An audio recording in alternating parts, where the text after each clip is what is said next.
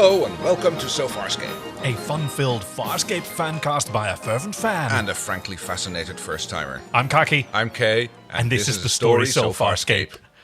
All right. And what a story it is. Yes. Okay, everyone, we're on episode... Well, okay, hold on. Let's see if we can guess which episode this is based on... let's grab our handy-dandy little database. In which the crew's "don't shoot us, we're pathetic" defense doesn't work. It's the Three Freakin' Stooges meets Freaky Friday when the crew are attacked by a militant race of asthmatic bird people. Thank you for that one, Wookie. Billy Roberts, Peacekeeper Jed 1, says, Boya has been sighted while the crew discover the Dark Crystal. Will they be able to find him while they are out of their minds? Test Monkey 6K says, Skeksis get the crew on Whose Line Is It Anyway? While Moya gets slimed. These are so good. They're fantastic. Yeah, so we're on episode 209, Out of Their Minds, which recently, we occasionally do guest spots on Gigi Edgley's Twitch stream. And recently, for us, very, very recently, it was literally a few hours ago, she asked us the question, hey guys, what episode are you going to watch next? And I said the number and the title. I was like, and what happens? Well, and then I had to describe it without you. Yeah, so you made me look away. While I did a gesture to explain it to Gigi. So what gesture do you think... make? I mean, this is great for a podcast, obviously. Yes. Can you show our listeners what gesture you think I made so that she would immediately recognize which episode? I'm trying to think very hard about that. I mean, I want to go, but none of them involve either you standing up or imitating Anthony Simcoe trying to pretend to be Gigi. Right. Okay, which would have been great, but then I would have just been doing my own Chiana impersonation, kind of. So it's like, how do you mimic a mind swap? Yeah, I didn't mimic a mind swap. No. Yeah, you're going to kick yourself. Yeah, okay. What did you do? So I unbuttoned my shirt. Yes. Oh, and I looked down and I had myself a good old jiggle. Shake around, yes. Because, no, that would be a very good way to describe this. No, yes. And so... Okay, and we've just watched the episode, as is our wont. We watch the episode and then we set up the microphones and then we record it. And while you were setting up the microphones, I wrote a filk song about this episode to describe it further. I am impressed with your talent to do that. Thank you. So this is going to be, for your amusement, a riff on McLean and McLean, the dirty Canadian duo of folk comedy musicians, originally called Dolly Parton's Well, You'll Hear When We Get There. All right, do you want to help me keep time? I'm thinking about there's a nice... Yeah, there you go. Nice 4 on the floor. Don't shoot us, we're pathetic, doesn't work on the hallusions, and Moya's old defense screen's on the fritz. There's vomit on the cables and the DRD's got printers, but I'd love to see that Johnny Crichton's bits. Yeah, I'd love to see that Johnny Crichton's bits. I'd like to point 'em like a gun, and Aeryn had some fun, but how they look remains a mystery. With my hands stuffed deep in his pockets, just thinking about sweet Johnny's rocket. Here they come again, my fantasies. Ooh. Oh, wow, that is amazing. Did you just whip that up in 5 minutes? I'm just like... It was originally about Dolly Parton's tits, and so it's a really great fit. It's very fitting to the episode. We might actually have to put that to music and like... Oh! I mean, I'll have to break out the ukulele if I can get a simple enough chord progression for that. Oh. Practice it a little bit. Oh, we're going to have some fun. Prepare to starboard. Oh, wow, what a head rush. Yeah, a little bit, right? I mean, this whole episode... Okay, I've been looking forward to it for so long. I can imagine why. This is amazing. Everybody gets to ham it up. Everyone gets to have fun. Because they all swap bodies. They do fantastic impersonations. Well, some of them better than others. Some of them do fantastic impersonations of each other, and other ones just like, when Jonathan Hardy, the voice of Rigel, tries to do Crichton, he just sort of rolls his R's, and he calls that an American accent. He sort of sounded like a Wurzel, like a farmer. Part of the beam gets through. That's the part that affects us. I actually thought at certain points that they were especially in the beginning, it sounded like they were doing a little bit of overdubbing and mixing two voices together. I'm not me. Who are you? I'm Dargo. Look at what I am! What the frell's going on? What do you think? Screw me, this is impossible. I was kind of surprised that they didn't keep doing that, but they started relying it entirely on the actors doing it. Yeah, so Ian Watson, the director, he's done a lot of episodes before. Like, he really sunk his teeth into this script to make it work. Like, he organized rehearsal sessions for people to, like, practice each other's mannerisms. Yes. Right? To get, like, Anthony Simcoe used to the specific head tilts, and Crichton used to, I mean, he got a lot of training, I guess, from the Rigel puppeteers. Yes. For, like, how Mimicking to... Rigel. Yeah. And I noticed that as well. It's like I was amazed by the puppeteering work as well when you actually saw a pilot doing Chiana. That must have been so amazing to for them to like completely take over that mimicry as well. And same with Rigel. There was like some of those facial expressions and those looks that like they must have just been studying the actors and like trying to copy that and bring that onto the puppet. Yeah, that was really good to watch. It was fun with the actors, but it was amazing to see with the puppets. Yeah. The creations, the creatures. The creatures, yes. That's entirely true. You had whole teams of puppeteers and animators behind them. And of course, Lani Tupu having to do his Anthony Simcoe and Gigi Edgley impersonations. Voice impersonations, yeah. You passed out. I thought you were dead. I'm attempting evasive maneuvers, but I still wants to starburst. Yes, the first scene after the body swap, they do indeed like do a sort of dual layered effect where you have the body actor and the character actor's voices overlaid over one another. And after that, it's just everyone's impersonation. So originally, they were looking at overdubbing everyone, just having like Aeryn's body, but then overdubbing it with Ben Browder. But Ian Watson actually went to the lengths of doing some research, talking to, I forget whether it was like, no, it was a speech therapist that he knew at Brisbane University or whatever. They told him, well, like if someone else inhabited your body, they'd still be using your lips, tongue, vocal cords, like that instrument would still be the same. It would still have the same timbre. You wouldn't lower your larynx, for example. No. Like generally, people with who grew up with a lot of testosterone would have a lower larynx than people with less testosterone. And so, like that instrument would be the same. You'd just be using it differently. So teach them to do different accents. Right. And the speech patterns are, of course, the more important ones. They'd have to completely write the script for everything as if everybody was doing the same thing and saying the things that they normally would, and then just like have the other actors do that line, I suppose. Oh yeah, that's probably how they did the rehearsals. Everybody does their own character first. Yes. And then everybody else like watches what choices are you making? How are you doing it? And then the next time round everybody plays it the way they saw the other person play it.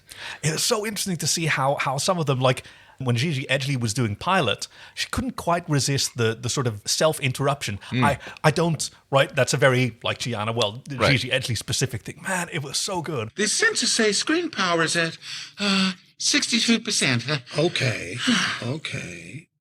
And the thing that makes this like such a fantastic episode, if we didn't have the body swap going on, we would be talking about how the Frelling Skeksis on this show now. Well, yes. I mean, that's going to come up. That's definitely one of my notes. Okay, well, how about we crack that open? Because, hey, big news, my book came in that I bought off of eBay. Ooh. Yeah, I have it right here. So it's out of print. It's called The Creatures of Farscape. It's got bloody Scorpius on the front. He's like got his full malevolent grin on his face, his yellow teeth, his gleeful eyes like peeking out from dark cresses in his like under his eyebrows. Oh, he's fantastic. Well, because this is also a Dave Elsey creation. All the prosthetic applications and the brand new techniques being developed. So this is inside Jim Henson's Creature Shop by Joe Mazzaro. It was out of print, cost a bit of money on eBay, which is possibly more reason why we definitely need to start a Patreon soon. Okay. But there are many pages in here that I cannot share with you because they're for later seasons. But I quickly peeked and I saw one, and I'm rolling through, that was about the halogens which appear in this episode. Yeah, here we go. Like, keep my eyes averted. So we've got some sketches of the halogens where they're actually much more like physically animated. You see their bodies. Oh yeah, they're not quite a little tarpaulin with a few people hiding underneath it to do all the motion puppetry. I mean, I always kind of suspected that each sketches probably had at least 2 people in them. So this is something that was fascinating about reading this. There's a little bit where Dave Elsey talks about this creation, where he talks about, we maybe went a little too close to the Skeksis. Yes. And he was a little upset with the costume department for draping them in these tarps. Right. Whereas we went through the effort of like fully animated them and getting musculature moving underneath, and then you don't see any of that. Yeah, I can see how that would like upset them a little bit. I mean, I noticed especially the way that the jaw seems to be completely bare, and you can just see some muscles which are supposedly moving. Yeah, how do they eat? Yeah. Because why does a jaw even move when they're talking? Yeah, it makes no sense. What does it do? Yeah. It's a weird sort of mandible, but hey, they're a weird sort of creature because they can vomit up moving like intelligent puke. So yes, who knows what's going on? I mean, that's like the last time I saw something like that coming up is when like I had a few too many Jello shots at a party, and that was. I was there. God. They were very good Jello shots. I don't think I did that particular shade of red, but ooh. Oh dear. And also they weren't Jello; they were agar-agar, but okay, because that makes them vegetarian. Oh, very good. Yeah. So I think this is the longest that we've gone on an intro that is entirely on topic. Without talking about the episode at all. Yeah, so I guess we can sort of breeze through the episode. Prepare for Starburst.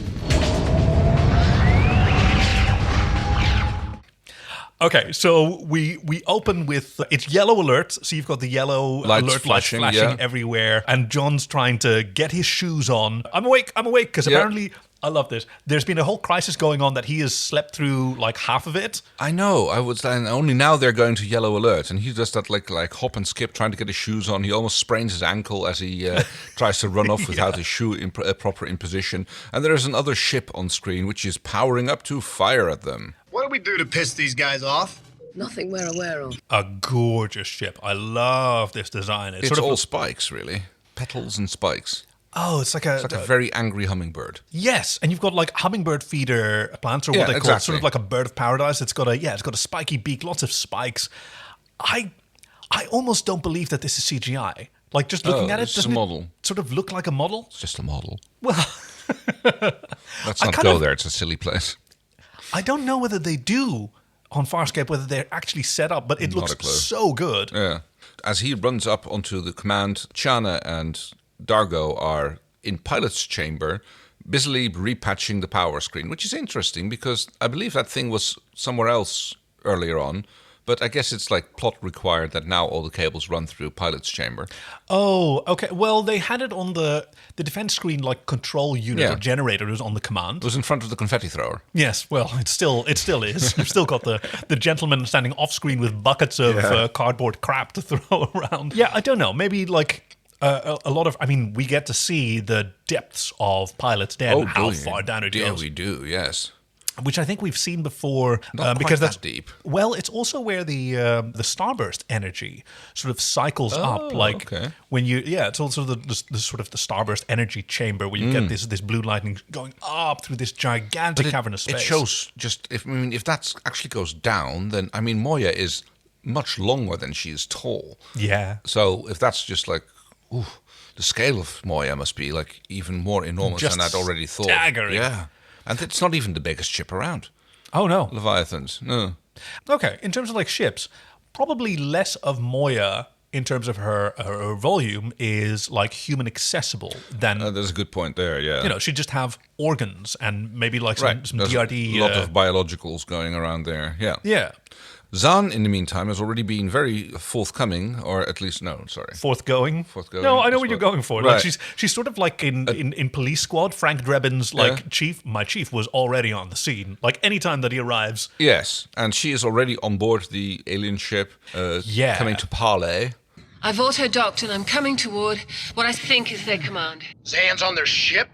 Because they're being threatened by an alien ship that doesn't communicate with them. It looks heavily damaged, but it's also got their weapons charged. Yeah, they're being targeted.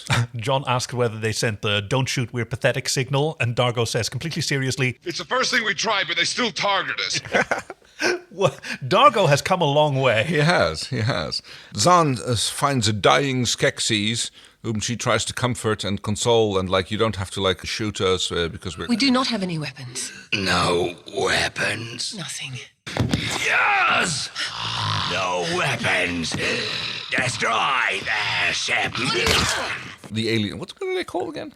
Halosians. The Halosians. But let's just call them Skeksis, basically, because that's... Right. Come on, they all are know. totally Skeksis. I mean, even their names. Like here we've got... I am Tech. Skek-Tak is totally a Skeksis name. No, it Skek-Tak and Skek-Yoz. Yeah. The moment he finds out that they're unarmed, she goes like, "Ha ha! We are now victorious." Gives her a good smacking around, throws her about, and they go about firing their weapon. Time to open fire. Yeah, he gives that order to the only other surviving Skeksis. That's Yoz. We've actually heard her voice before. So she is voiced by Angie Milliken, who also did Volmay in Thank God It's Friday Again. She was the sort of white-skinned woman with a very weird, who blinked one eye at a time. Yes. Oh, the only white person in the entire red environment. Yes, I remember her. The gun shoots, and with the defense screens charged to only 62%. 62%. 62%. 62%. 62%. It impacts Moya. The confetti machine is detonated, lots of sparks everywhere, and a very weird effect as we see like John's soul leap out of his body and into Aeryn. Into Aeryn. And the same between Aeryn and Rigel, and between Rigel and Dawn. And they come out, they sort of calm down. You see everyone on the command looking at each other. Aeryn sort of touching her lips. Rigel looking... Immediately, you recognize that something's up with Rigel. Like, his eyebrows are up. He's looking around with concern and intelligence. And... Which, well... Crichton is... Like... Sort of dumbfounded. What's going on? Yeah. And it turns out that they have mind swapped. Everything has been like moved around one step in the circle. One to the left is kind of the rule, because on the command we had Aeryn, John, and Rigel, and they've all body swapped just a little bit. And this is where, when they first start speaking to each other, it's overlaid with the body actor and the character actor. Yeah. John, okay, so are we going to refer to the? Are we going to say John when we're talking about John's soul or John's body? Right. Okay. Yeah. I actually had a lot of trouble like working this into my notes as well, because I usually sort of speed write and just use initials. And okay, so we also can't say like Rigel in John. There's like fanfictious levels of that going on towards the end of the episode. Yes. God, I'm sure that my gross filk song is nowhere near the top of the sort of grossometer. I mean, we can refer to the actor and the character. That's a good idea. Yes. So Ben Browder as Rigel. Yeah, so Ben immediately goes to his knees because Rigel has no idea of how to control long legs like that. That's right. He flops around. It's so good. Like even whenever you see him anywhere not having to do anything, his elbows are very close to his because chest. He's got short, stubby arms. And he's just not used to having long arms, so he doesn't do anything with them. He's got his fingers steepled like he often does. Who's in Aeryn's body? John is in Claudia. Claudia's playing Black John. Yeah, is playing John, and she does her American. I am a real American man. Yeah. It's the three freaking stooges. I'm hitting myself. Gosh, she does try. We all do, buddy. We all do. Yeah, she squares her shoulders, and I think she does a very good job of portraying John. Yes. Because she does something that John often does in these scenes, which is not focused too much on exactly what people are saying, but more like, where does this conversation need to be going? What priorities should we actually be talking about? Something that when she's playing Aeryn, she's much more on the level of what's happening in this room. So that was really interesting to see her, Claudia Black, elevate herself out of that usual habit. Meanwhile, in Pilot's chamber, something similar has happened, but it's like people are taking it a little less well because there are like some complications. Oh, yeah. Pilot's mind is now inhabiting Chana's body, and Dargo is in Pilot. He's panicking. Okay, this is tricky because how do you describe the body? Who plays the body of Pilot? Oh, great. Yeah, so there goes my plan. But still, we can do it. Okay, for Rigel, it's Tim Meerville. He's the lead puppeteer, and here I think it's literally called Team Pilot. Okay. Because it's not a single no, that person. Makes sense. But yeah, and this is the one that I really love is when Anthony Simcoe is doing Chana moves. And like you can see him having so much fun, like doing that little hip sway and moving his shoulders and his arms out a little bit. Tilts. And yeah, he's trying to mimic her kind of like speech patterns. And it's, You know what you have to do, Rigel? Get the frill out of here. Oh, he's so fun. I think honestly he's the best of the bunch. They all really try. I love, and I don't know that I could do any better. But Anthony Simcoe is definitely the best. I agree. I know. So they have a problem because Dargo inhabiting the Pilot Pilot's body, is not used to the extraordinary mental multitasking that Pilot does all the time. In his brain, in his claws, in his senses. Which I thought was like, if anybody with his dual brain structure, he should have been the one probably most suited towards having that duality between Pilot and Moya. So it seems not to be quite so simple. Maybe it's an entirely different kind of neural structure. And in the same way that when Pilot's mind is inhabiting Chiana's body, he can't make her legs work. Right, yeah. Like, apparently he just doesn't have... I mean, he has legs. I mean, his own body has legs, although he hasn't used them for several cycles. So maybe that's... Okay, so insects, stuff like centipedes and millipedes... Yeah. Bugs. Like, they don't have a centralized nervous system, right? They have a decentralized nervous system with little mini brains distributed throughout their body to do stuff like driving and synchronizing their legs. Yeah. So maybe it's something like that he's used to just sort of sending directional instructions to his lower sub-brains, and then they organize the legs, and, well, Chiana's body doesn't have one of those sub-brains. That's like a classic one in the Centipede's Dilemma. What? Oh, it's a story by... It's a part of the Callahan's Cross Time Saloon series. Whoa. Where a guy who's a time traveler from the future is running some sort of bar in Long Island. Whoa. And they occasionally have weird people show up. And at one point, there's a centipede-type alien who shows up and who's like has all sorts of superior intellects. And he finally manages to like Kirk his way out of the situation by...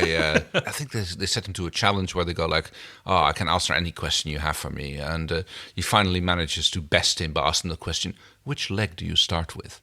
Oh. So I guess that might be the case here. There's only two, but you can't decide which one to start with. Oh, wow. Yeah, and so paralyzed on the ground, Pilot, as Gigi Edgley, explained, and I think she did a great job in like channeling his calm and his focus. I never thought I'd be separated from Moya again. Despite being kind of overwhelmed by the whole situation. Lani Tupu. Yeah. Lani Tupu is the inhabitant, like he is the portrayer of... very good point, who does a very, very good Dargo impersonation. Yes. Fraulein, I can't do it. I tried, but I can't do it. And the puppeteers do a great job of doing Dargo face with his frown and his the urgency of movement. I really love that. And also I noticed during that scene is like, even though they're talking about what's going on with the other ship, there are no external shots in that entire scene.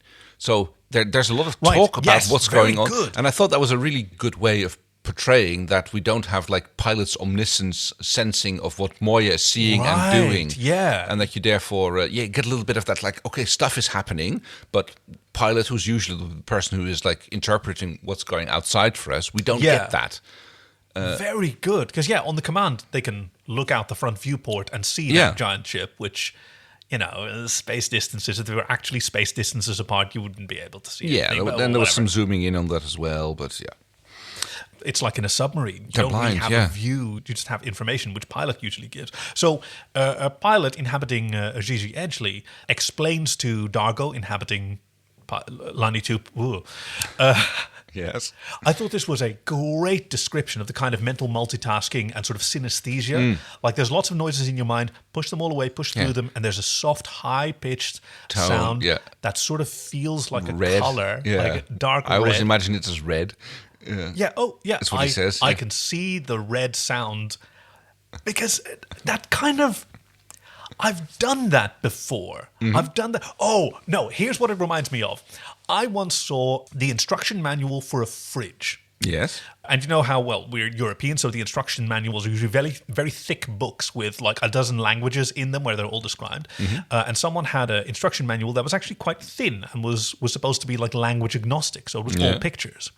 And so it was trying to describe which noises. Ah, yes. Right, and so it like if it sounds like a wasp, and then it had a drawing of a wasp, or if it sounds like a bike pedaling. Yes, I've seen those for refrigerators. Like it's a purring cat, or these are all normal noises. Yeah, and that's so great because then you can take a picture and you describe like it sort of looks like a cat. Yeah, that's how it sounds. And to use that, so that red color is the life support system, and you use that as a rope. Imagine a rope, and then hang all the other sounds on that. Keep that in your brain at all times. And that actually seems to work. Everything ties back into that. Yes. What a brilliant thing. Like, there are multiple definitions of mastery, like being very good at a skill. And one of them is to excel at it. But a different one is to be able to teach someone very effectively how to do that. Okay. That's the one that I really, really respect. Like, by the time that you can teach someone to be better at something than you are, that's something worthy of awe.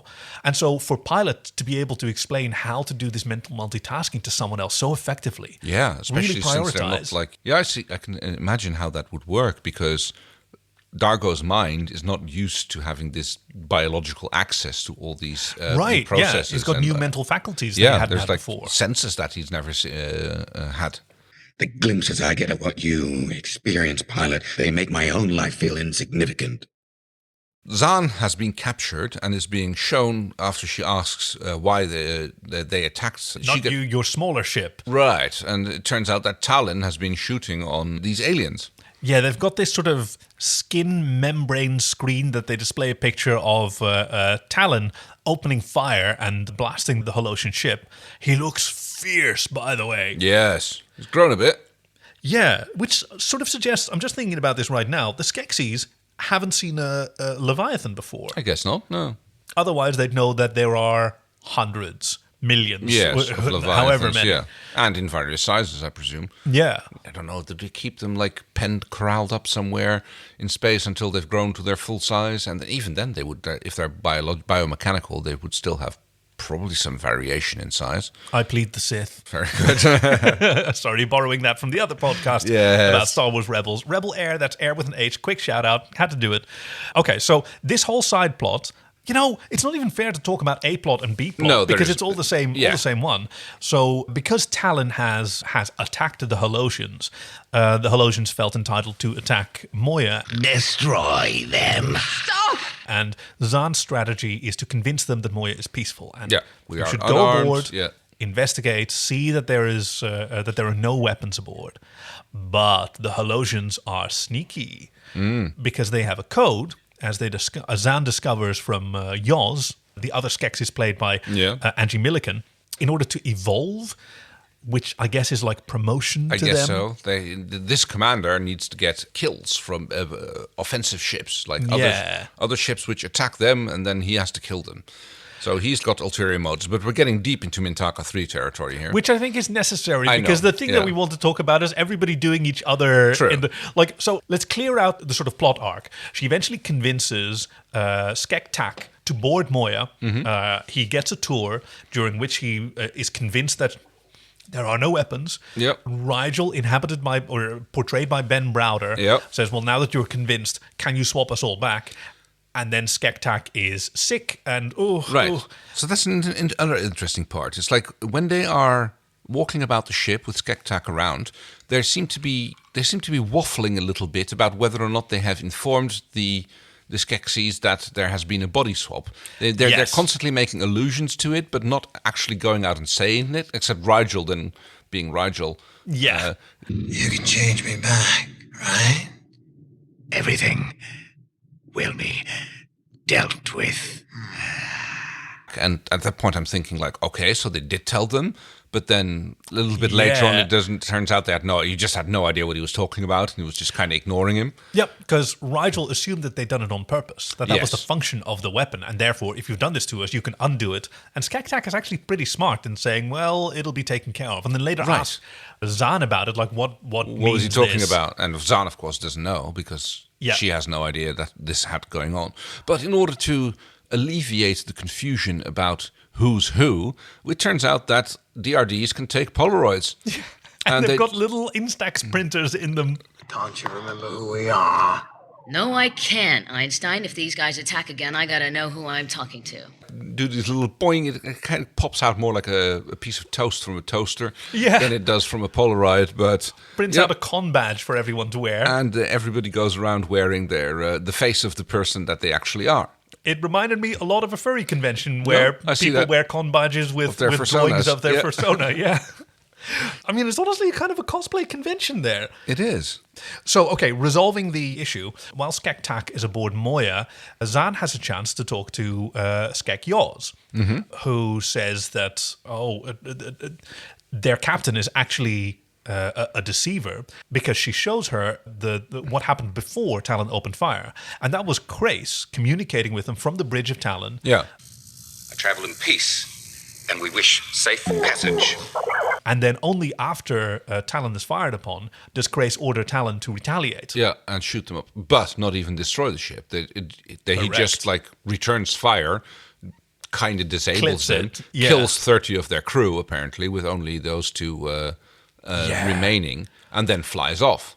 Boya has some teeth. Yeah. Oof. But it also shows an interesting bit of Crace's mental state at the point where he is, in fact, not being just like, I've got my gunship, I'm going to shoot everybody to bits. That gives him all a measure of hope. Yeah.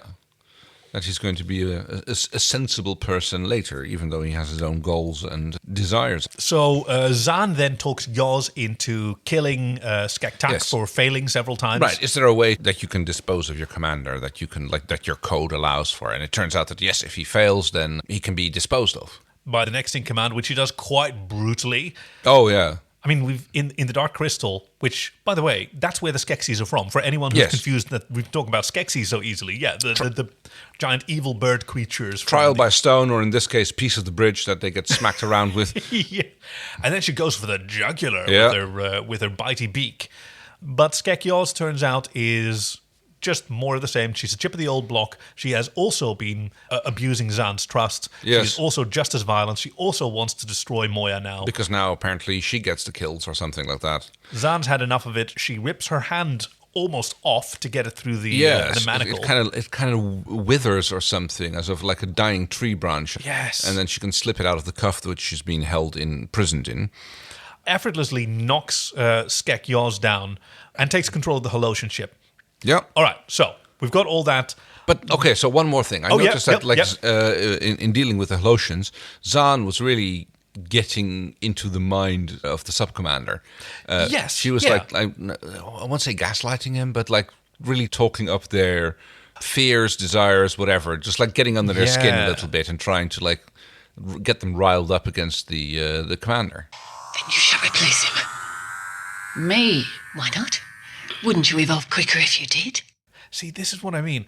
If it hadn't been for the body swap being so cool, just this aspect, this would have been an amazing Zaan episode where, as you say, like she's really paying attention to what's happening. She's doing some crisis anthropology, like listening to what they're saying, how they're talking about their evolution and just quickly internalizing it. Well, if you're only concerned with your own evolve, using their own terms, using their words whenever she learns them, she's very, very intelligent here. But of course, the Holosians are actually a little bit more devious than she's even able to handle. Tack was full. I will evolve. So on Moya, lots and lots of cool shit is happening. It's so much fun seeing all these characters like inhabiting each other, comforting each other. These combinations are really quite amazing. Yes, especially when after Zaan has talked the commander to go over to Moya to check them out. Everybody moves over as the welcoming party in the shuttle bay, and of course Rigel, being played by Ben Browder at this point. Just, I think I have to. Now? Yes. No. Right now. Yes. Needs to go pee. Can you just hold it? Like, I don't know how to hold it. I don't know how to hold it, Jan. I don't know this body. And he just like go over there. Goes in the corner. What? Here? Over there now. Right. Go. There now. Crichton. What? Can you show me how to do this? Oh my God. Gets step-by-step instructions from John, being played by Rigel. Claudia Black. Who rolls her eyes and like, okay, so unzip. What's a zip? Oh, no, I see. And then take it out. Point it like a gun. And let go. And Rigel is like, oh, this is good. I mean, we've seen Rigel peeing before, and it wasn't pleasant. Because basically everything got set on fire, if I recall correctly. That's only because you've been eating the tanned root. But you see him go like, oh, that's clever. That's a handy thing to have around. Hi, Neri. God, that is good. He's really delighting, and we came very close to seeing that Johnny Crichton's bits. But no, he turns at the last second, does Ben Browder. He keeps it all PG-13. And he's having a nice wee in the corner of the shuttle deck, yep. Yeah, that's later on when Skektak is taking a tour and I feel ill, and oh no, says Rigel, played by Ben Browder. Excuse. No, that's all right. We do that sort of thing all the time here on Moya. I just peed in the maintenance bay. We do it all the time here. Sort of like the Queen of England when she was hosting a foreign dignitary for dinner, and the little sort of lemon water bowls were passed around. The finger bowls were passed around, and the dignitary, not being certain what it was, decided it was a lovely beverage and had a little sip of it. And Her Majesty took her own finger bowl, drank from it to set the example that, yes, it is now a beverage, because we're not going to embarrass one another. Yep, that's the height of diplomacy, I suppose. Ben Browder was having so much fun as Rigel. He was, like, throughout those early scenes, he was playing with his nostrils. Yes, he's like he's standing there with his finger in there. That's so good. Or sniffing his boots, like, ooh. Yes, there was a lot of that going on all the time. And I guess my favorite's still Anthony Simcoe playing Chiana and like doing all her like dancing moves and that wide-eyed look and the way that Chiana always sort of stands back from the action. Mm-hmm. Like she gets really up close with people. But when there's stuff going on, stuff where, I don't know, any kind of action, anything that needs to be done, she usually stands back in that sort of pose. She dominates a lot of the space. She's got her butt back and her chest forward, constantly in motion. And yeah, Anthony Simcoe, oh, what a job he did. Right, but whereas when Gigi was playing Dargo, then it's like all blustery and... I felt the power of the blast before I shifted out of pilot. I think the beam was trying to destroy Moya, not make us switch bodies. Okay, no, you're right. Yeah. When she was doing Dargo, which happens after the next body swap, when... Oh, I forget which of the Skeksis fires a second time once their weapon is reloaded, or whatever. They all get swapped around again within the same sort of group of three, by good coincidence. Yeah, she gets to play Dargo, and she does, like, very aggressive. Her eyes get darker, it seems like. Her whole sort of... Maybe they gave her different contacts. Face and brow sort of contort. So yes, what the Skeksis commander does is he throws up in some sort of control room, and his jello vomit starts crawling up the ducts, going to short out the cabling that they had towards the shield generator. I know Kaki loves everything, but I love that, like, the sort of visual effect of this red jello acid slime targeting was clearly just, like, dripping some thick jello down the cables and reversing tilt it, put the shot upside down or even at an angle, because that's what really makes it. Sometimes you can kind of see it reaching out up at an angle. Yeah. And you just realize, they must have just tilted the entire thing 45 degrees upside down. And who needs CGI? We've got Aussie ingenuity like that. That must have taken a lot of shots too to get that right. I'm like, it dropped off again. It missed it or it went wrong. But I wonder about that. I mean, as long as it looks consistent with each other, because what's the intention? Right? It needs to go up there, I suppose. Yeah. I imagine, like, you try it a bunch of times and you sort of piece together... Oh, sorry, I don't mean to, like, undermine the effort that it went into it. But I can sort of imagine you try it a bunch of times and then you, like, make combinations of those shots that sort of seem like, they have the same kind of agency. Right. Yeah, that makes sense. And then that's the attitude that we're going to use because... God, Aussie ingenuity, nothing like it. Because that breaks down the shield, because they want to get another shot at the ship. Yeah. And due to some clever recabling, they have to actually bring the shield down completely so they can, like, switch it over to another generator. Patch it to another cell or whatever. You've got to... And the Skeksis notice this, immediately try to start shooting, but the shield comes online just in time and is again at 62%. Just good coincidence. When it gets hit, which causes body swap number 2. Now, of course, all of this is thanks to the clever repatching, which Gigi Edgley is sent up to do on Pilot's console, while John Crichton, played by Claudia Black, stays behind. This is getting really confusing. Yeah, but no, it's Claudia Black as John Crichton doing the patching and realizing that she is on their own, and you see that, like, okay, so there are many divided opinions about what John does in Aeryn's body. Oh, yes. But I think that in the sort of production, they handled it really well. Because in the script, I think, the script was not very specific about what happens there. And it was sort of up to Claudia Black to decide, okay, he's going to get caught. Yeah. John's going to get caught, like, what's messing around with... But Yeah. what's he doing? And it was up to Aeryn to sort of up to Claudia Black. To kind of make that like her impersonation of what a guy would do when he finds himself in a woman's body. And it's pretty much exactly what you would expect it to be. And she does it so well. She does this... Like this sort of realization, like she drops something and then looks down and then realizes, oh, what's down? This Look at that. little 12-year-old boy look when he gets to see some boobies for the first time. Yeah, and like the sheer elation, and makes a whole little production of it for himself. Yeah. Like does first the unzipping and then holds it closed and then, poof, there they are. Like, peekaboo. Yeah, it's like, and then lots of gratuitous shaking up and down, bouncing. There's a lot of wiggling and bouncing. Yes. And of course, I think it's Dargo with, which would be Chiana in it, and Rigel with Aeryn in it, who show up and like they both look kind of unimpressed about what's going on. And what are you doing? Chiana says Aeryn. Yeah, Chiana goes like, "Yeah, you need some more private time there." And it's And I like that John doesn't do the sort of 90s like sitcom thing where he goes, he goes, "Hey, come on." Yeah. I'm a guy. Guys dream about this sort of thing. Yeah. Well, some guys do more than dream about it, then yeah. Yeah, I mean, if you get the chance, yeah.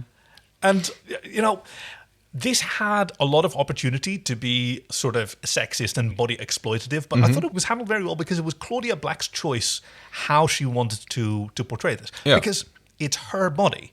Right, yes. Right, and that's kind of important for this thing because it's, from John's perspective, it is an abuse of somebody else's body. Like, yeah. But as a performance, it was Claudia Black deciding how this character should, and even later on, it's confronted like, You were in my shoes. I was in your pants. Excuse me? Oh, that was like one of the biggest fanfic lines there was. Yeah, with her hand deep in John's pockets playing with Johnny's rockets. Of course, there was like this moment when Rigel was occupying John's body after he pees and he has to zip back up, and it's that moment that everybody is like, oh, all of the male viewership cringed at that point probably when he's like, oh, yes. No, I've never done that. Oh, I've never as a very small kid, but I've never caught little khaki in the zip because I always I'm button as well, button and zip. I've never understood people who just like unzip and then fish it out. Yeah, that seems like really unwieldy. Meh. Pull it out. Point it like a gun. And shoot. Ain't the right way? Yes, that's fine. Oh! Yachts!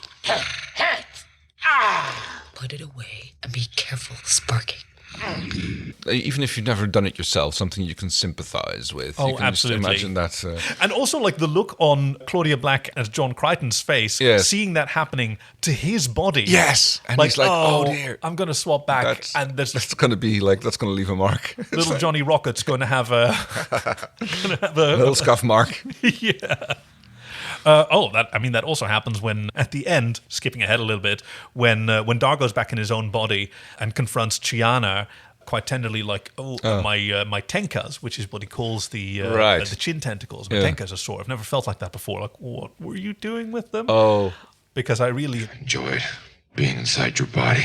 Yes. No, wait. I meant I love being inside you. Yes. Yeah, you're not going to... Yeah, we do get a little bit of, like, pairing off at the end, isn't it? It's like... that final scene. Chiana and Dargo who make a run for it, and then you get a little exchange between John and Aeryn. And they too, especially the way John leaps up to his feet. Oof. What's going on there? Yeah, that's like... Well, we'll leave that for the fan fiction for now because, the absolute sexiest scene in all of this is Chiana, as played by Anthony Simcoe, trying to convince Rigel, as played by Ben Browder, hey, how about we just bail? Yes, get out of here. That's your answer for everything, Chiana. Just run. And she does the Chiana thing where she corners someone who can help her. Yep. And uses her feminine wiles, or her physical wiles, I should say, to try and convince them. She does a little grind up against Rigel being played by Ben. Oh, I'm going to have to rub my eyebrows to make me feel like this. I'll rub you anywhere you like in the transport pod. Yeah, so we've got... Okay, so this scene, they didn't rehearse. They sort of very consciously made this choice to not rehearse this scene, and Ben Browder and Anthony Simcoe just went for it, and they got in each other's space, and like Yeah. I'm sure that they talked about it as dudes and co-workers and A little actors. bit of gay chicken being played there almost. There's some serious gay, and like what kind of permission they gave each other to just play this scene however you want to go. Yes. It is so intense. Moya, you don't have much competition, but this is as good as it gets, Sluggy. But this body is so white. And it only lasts another 40 pathetic cycles. Mine will last for... I remember it from my first watch through, like, okay, this was 2000. We were not used to like positive gay representation on television in general and science fiction specifically. Yeah. And, you know, as a young gay man, like, I was kind of inured to the idea that this wouldn't be happening. Certainly after we saw how Stans was played for a laugh in The Flax. Yes. For being a male-presenting... Female of the species. Yeah, exactly. As they call it, yes. And having a bit of gay panic when she declared her love for Dargo. But that was just purely on the side of whoever wrote that or whatever their sentiment was at the time, not of the actors. Because the actors, like, they were fully prepared to go there and to have fun with it. Like, a lot of fanfic, I'm sure, sprang from that. Oh, I can only imagine that episode. And hey, if we do wind up doing what we've been talking about, which is like starting a Patreon and as a perk doing dramatic fanfic readings of fanfic, yes, I'm really looking forward to getting some of the... Ooh, that might be a little bit above our usual PG-13 rating. Right. I'm just thinking about that right now because... Oof. Okay, so we've kind of hit on all of my favorite bits. Yes, and we tie it all together where we've had two different combinations of John Aaron Rigel and pilot Dargo Chiana. Yeah, we had swap over event number 2, and now we are moving into Harlem Globetrotter territory. What? How? Oh, I think it's a Farscape episode where there's also a body swap going on. This is a Farscape episode. Sorry, Farscape. Far Side. No. Futurama? Futurama, thank you. Okay, there we go. There's it's not a sci-fi with an F. It's either a Futurama or a Simpsons episode where there's like... Never really watched Futurama. Where there's like there's a body swap going on, and they actually had proved some sort of mathematical theorem for like that there's always an option of getting... When there's like 2-on-2 body swaps, there's always a way to get everybody back into their body with a certain amount of swaps, and it's done by a Harlem Globetrotter who like does the math on the board. And in this case, fortunately, it's a lot simpler. Everybody just has to stand more or less in the right spot for everybody swaps to the left. When the shields are recharged to 62%, Zahn, who has now taken control of the enemy ship, managed to fire off another blast, and everybody gets zapped back into their own body. Convincing her to do so is a little tricky because at this point, John is inhabiting Rigel's body. Oh yes, I love that part. And trying to tell her, no, you need to fire, trust us. We need you to shoot us again. Can you do that? What is this madness? It's not madness. Rigel, why do you have a picture of Crichton on your chest? Let me speak to him. And Zahn is, Rigel, whatever. Can you get John to tell me that? Let me hear it from an adult. Yeah. And Rigel is inhabiting Aeryn's body at that time, who goes, well, see what I mean? See what I mean? Nobody ever listens to me. Always, yeah. I told you. You all say I'm paranoid, but it's true. Which is actually immediately mirrored in the moment that everybody's back in their own body, and people kind of do go back to ignoring Rigel. Yeah. And it's like, and he mutters a little bit about that. It's only Rigel. I'm back too. Thanks for asking. Back to being me. Back to being ignored. Because while Aeryn was in John's body, like she talks to Zahn over the comms and gives her a thumbs up and like, hey. Trust me. Everything will be all right. If you say so, John. Disgusting. If you say so, John. Trust me, it'll be all right. And she believes it. Well, yachts, if I said that, you'd all vomit. I mean, if we ever get a reboot of Farscape, like there are two things that I want. Yeah. One is that Rigel recites his little traveling in reverse song again, which there is no force in the universe the will cannot traverse. Oh, there is no expanse of the mind the will cannot traverse, or physically the distance laid across the universe. There's blessings many in the stars, save one lamented curse, that 16th Rigel, glory me, must travel in reverse. And there's a little dance, which he doesn't do. But with modern technology, they Rigel could totally can do make him dance. Yes, right. There's that and another body swap episode. Yeah, actually, just make it permanent. I want to see all the time Anthony Simcoe doing Chiana and Ben Browder doing Rigel because, oh, come on. Like, Anthony Simcoe as Dargo is great. Anthony Simcoe as Dargo as Chiana is way better. Ooh, yes, but I do think it would get old after a while. That's a problem I welcome. Well, yeah, okay, no, you're right. We wouldn't love them the way we do, but I just want to see that Johnny Crichton's bits. Again, not PG-13, so that's probably not going to happen. But one can always wish, and you can always write your own fan fiction. I hope you come up with a better episode title, because otherwise that's going to be it. Johnny Crichton's bits, yeah, I'm down with that. So, I guess we've covered the you're episode. Down with Johnny Crichton's bits, yeah? Oh, well. Yeah, no, that sounds like a soundbite that I should be including in the trailer. Okay, so, Willies and Woodies. Oh. I mean...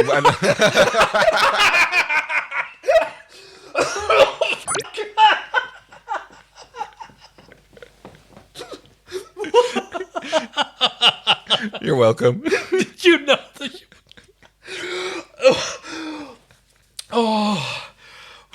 It might have set my mind into a certain direction. It is by Willie alone I set my mind in motion. Is that my Woody in motion? That's for your dude nerds out there. Bilal Kaifa, you're out there. Okay, yeah. Oh. Okay, mine. Okay, yeah, go. Okay. She gives me a Woody. She gives you the Willies.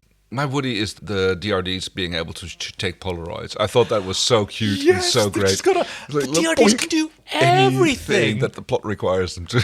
They're so great, and there's so many of them because they kept getting knocked around, and eventually, like the creature department just got a budget for it. Just build us new DRDs, and this one needs to do that. Can and we this get one needs another to do 10? that. Yeah, I guess this they one has a little arm, and that one has a gun. Yeah, I guess they have like hero props for whatever DRD does things. Of course, like in canon, they can do everything, and like in practice, they just like take the one with whichever they need to do what particular thing at that point. Oh, I wonder if the creature shop had nicknames for the DRDs. like this one's the gunny, and that one has the stabby and gunny and stabby and killy, and squirty.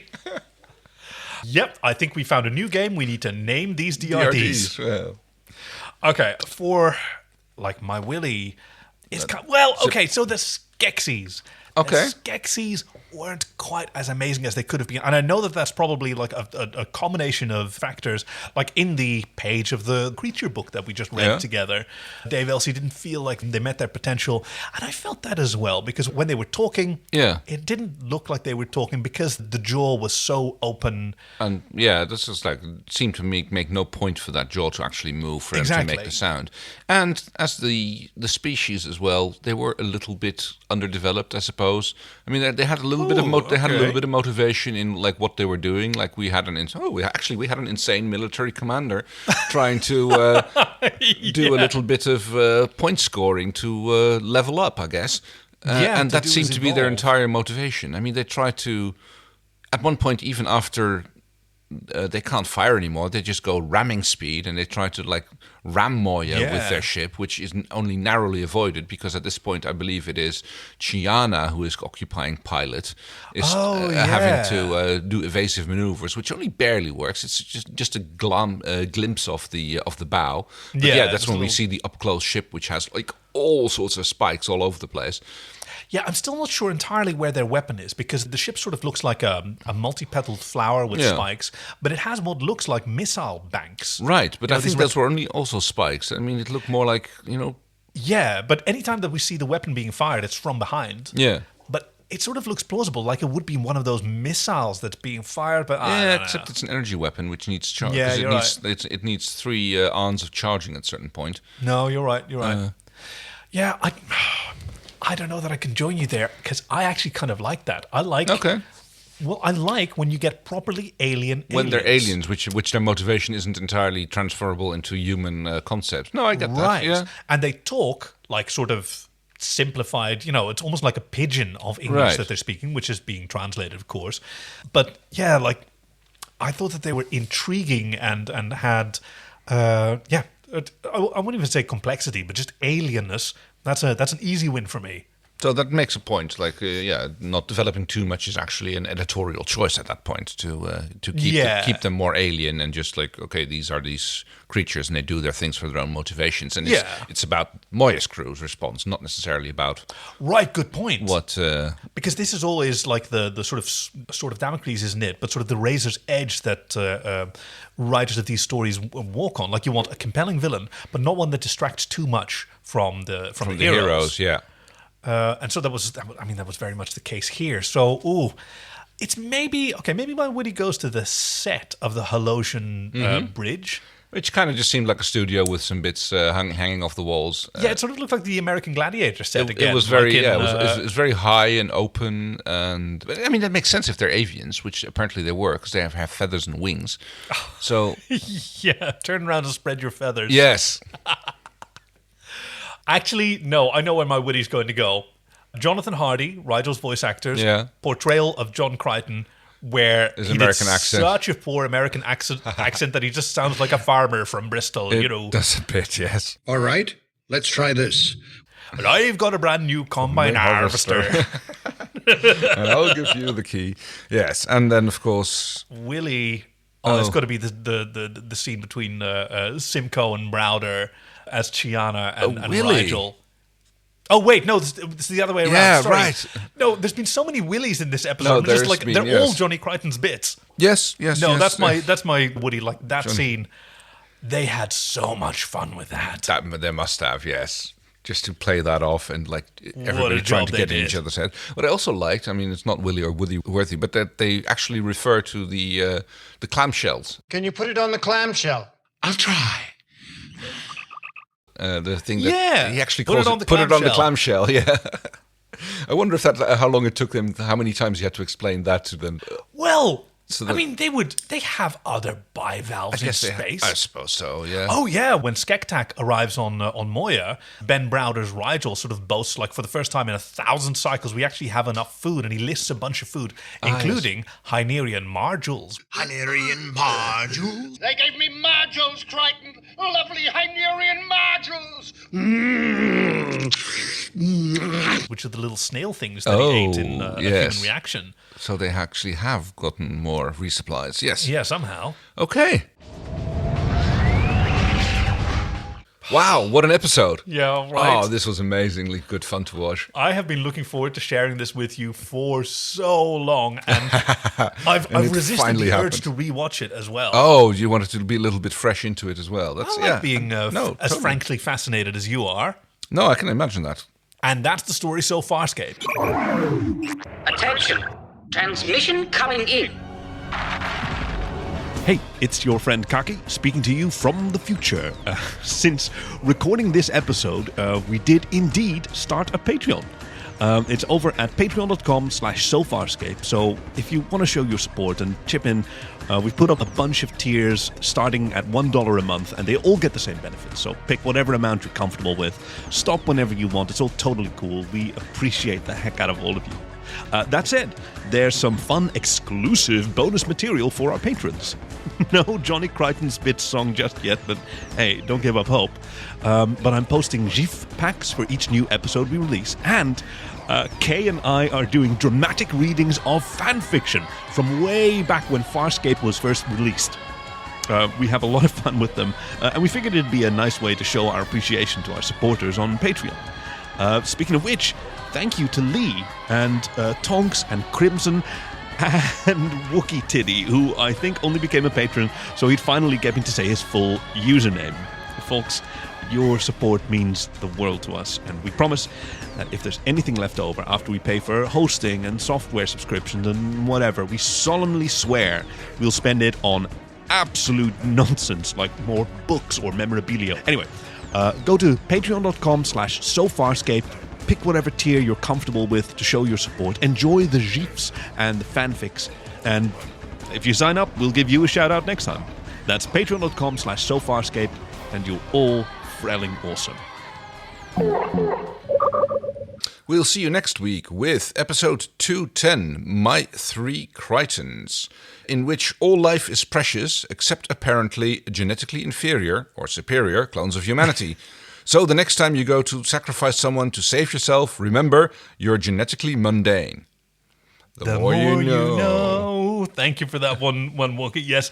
You can find us at Farscape on Facebook and Twitter. We're especially active on Twitter. We'd love to see you there. Also, if you go to our Twitter, we have a little link to to a form where you can submit your own synopses for upcoming episodes. As long as they are factually completely correct and incomprehensible to me. There you go. Thank you for joining us. I'm Kaki. I'm Kay. So Farscape, so good.